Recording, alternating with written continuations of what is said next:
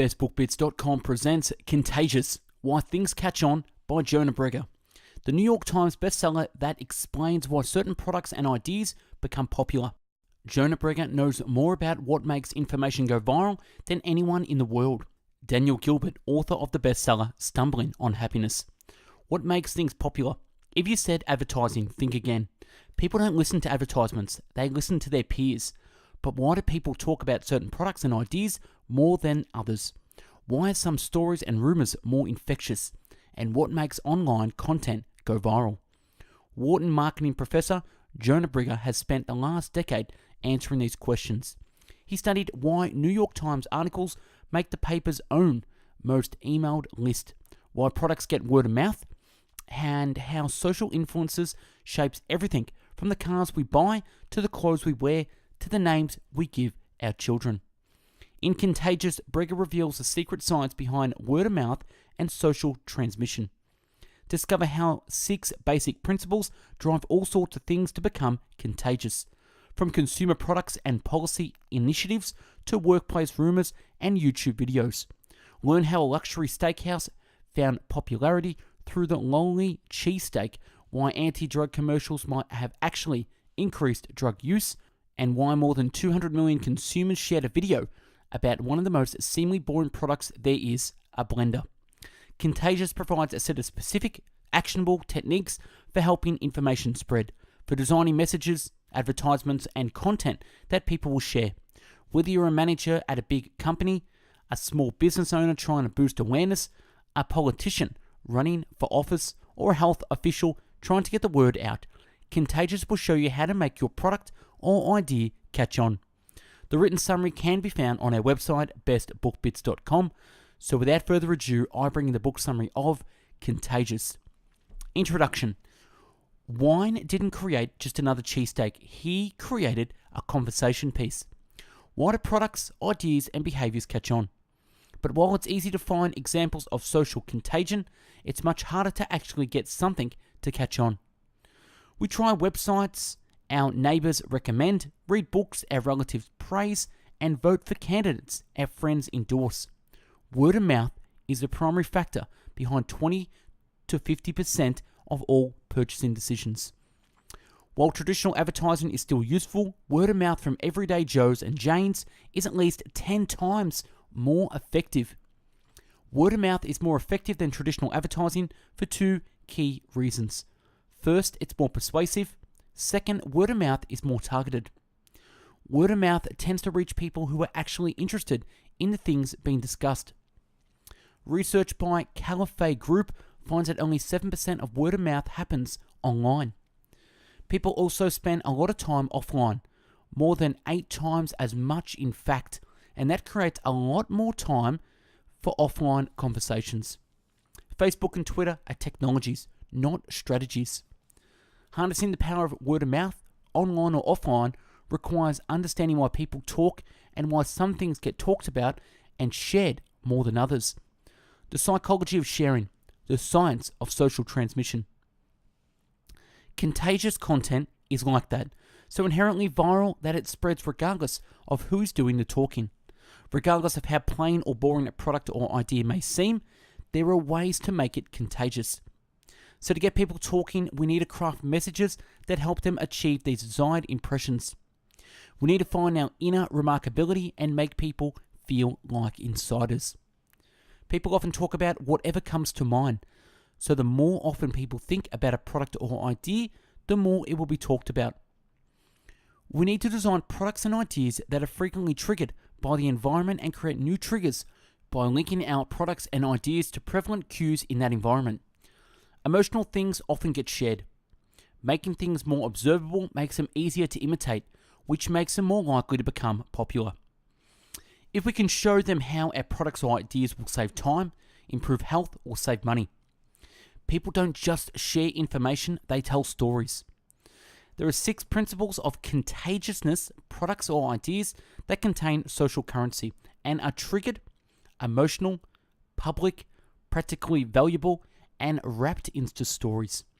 Chapter 1, Social Currency.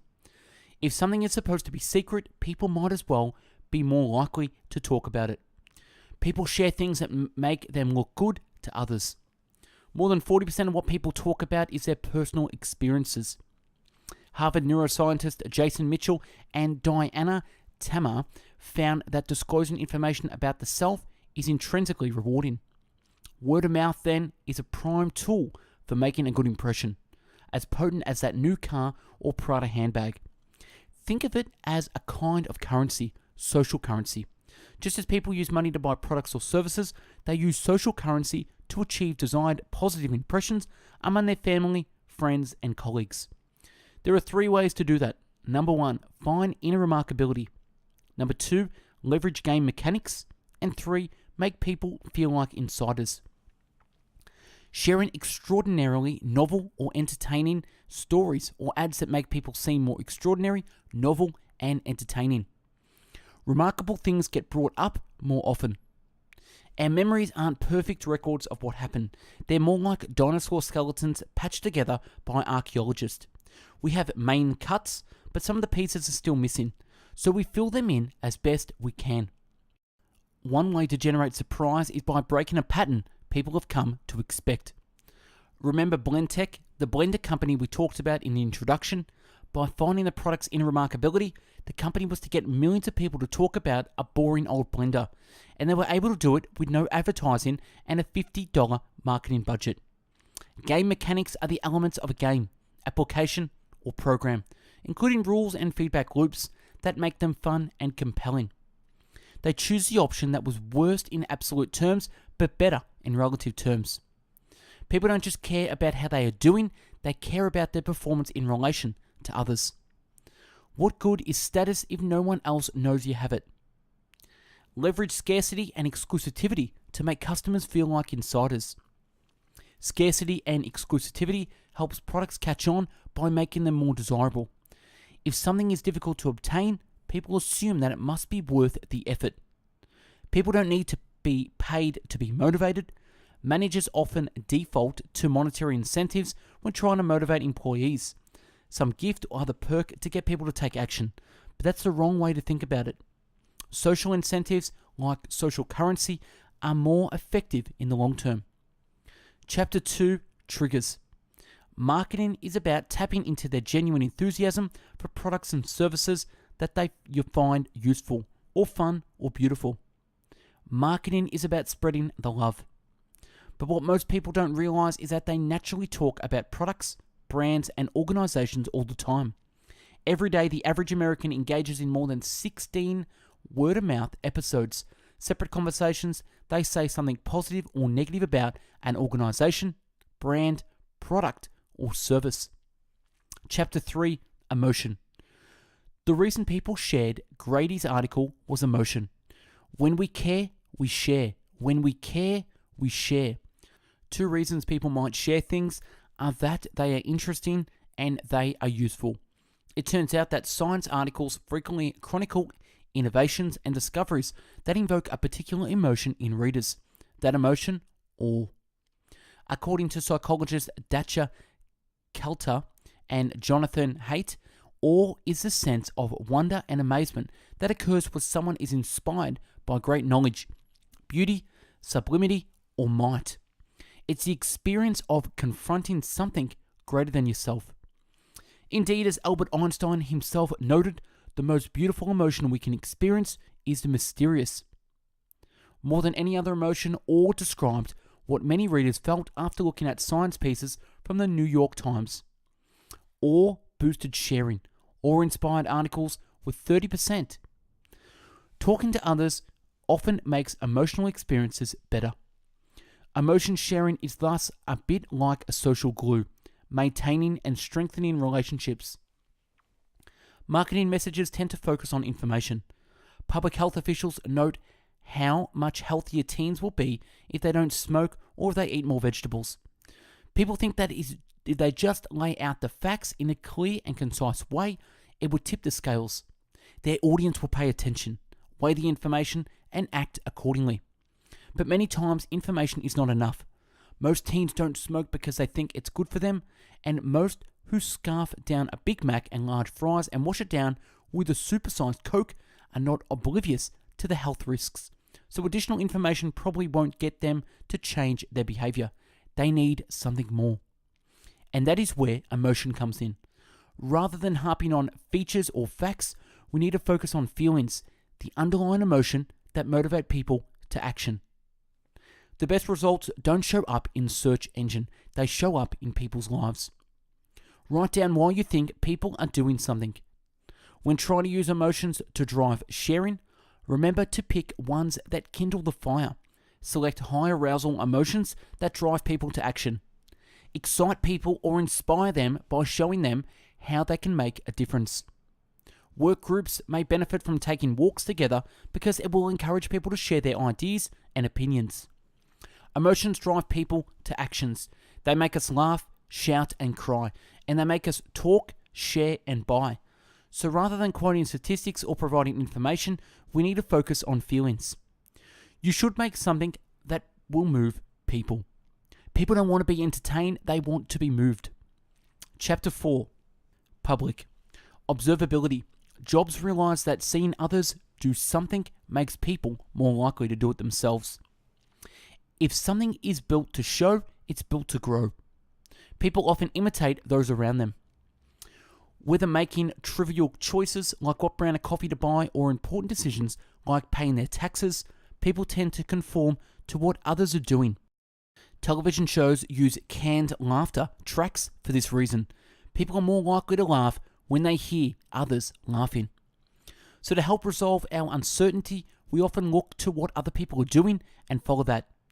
We assume that if other people are doing something, it must be a good idea. They probably know something we don't. Simply educating students about the risk of alcohol didn't seem to be enough. If most students were uncomfortable with the drinking culture, then why was it happening in the first place? Why were students drinking so much if they don't actually like it? Because behavior is public and thoughts are private. Behavior is public and thoughts are private. The more public a product or service is, the more it triggers people to take action. The Movember Foundation succeeded because they figured out how to make the private public. Shapes, sound, and a host of other distinctive characteristics can also help products advertise themselves. Designing products that advertise themselves is particularly a powerful strategy for small companies or organizations that don't have a lot of resources. But regardless, one thing is clear. The wristband creates more behavioral residue than the cross-country ride ever could have. As McEachin keenly noted, the nice thing about a wristband is that it lives on. The bike ride doesn't. There'll be pictures of the bike ride and people will talk about the bike ride, but unless it goes on every year, even if it does go on every year, it doesn't live on as a reminder every day of the sort of stuff. But the wristband does. Behavioral residue is the physical traits or remnants that most actions or behaviors leave in their wake. Items like the Living Strong wristband provides insight to who people are and what they like. Chapter 5. Practical value. But anti-drug ads often say two things simultaneously. They say that drugs are bad, but they also say that other people are doing them. Our basic hypothesis is that more kids saw these ads, the more they came to believe that lots of kids were using marijuana. And the more they came to believe that other kids were using marijuana, the more they became interested in using it themselves. It's been said that when people are free to do as they please, they usually imitate one another. We look to others for information about what is right or good to do in a given situation. And this social proof shapes everything from the products we buy to the candidates we vote for. Create behavioral residue. Discernible evidence that sticks around even after people have used our product or engaged with our ideas. We need to make the private public. We need to make the private public. If someone is built to show, it's built to grow. Most viral videos are made by adolescents and watched by adolescents. Crazy tricks someone did on his motorcycle or cartoon characters edited to look as they are dancing to rap songs. Things young people love. People like to pass along particular useful information. News others can use. Offering practical value helps make things contagious.